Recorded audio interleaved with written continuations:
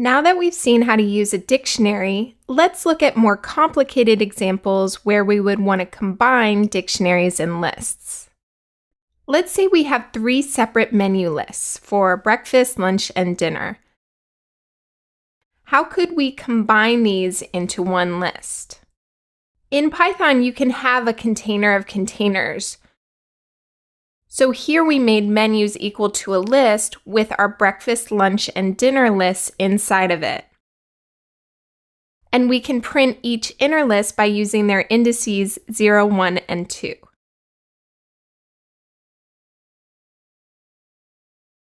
But how would you get an individual item from an inner list? We can use 2 indexes. Since the item we want is in the first list, let's use the index 0 to print the list the item is in. This is a good start. Now we just need to get the second item in this list. We can add the index 1 after the index 0. So now we have the list at index 0 in the outer list, and then the item at index 1 in the inner list. And then we'll print the result we get, which is the item bagel, which is what we wanted.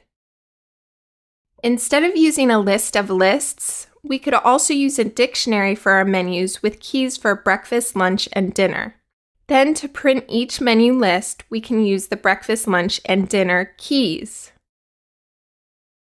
Here we have each print statement on a separate line, but what if we had a lot more menus? Is there a better way to print each of these menus?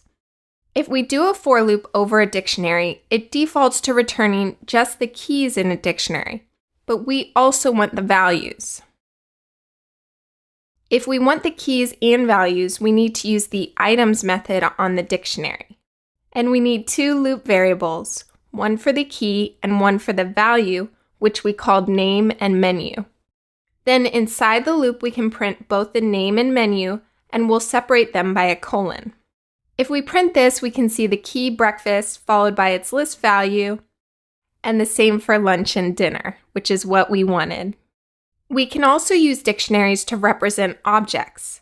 Let's say we have a person and we want to represent their attributes, such as their name, age, and city that they're from.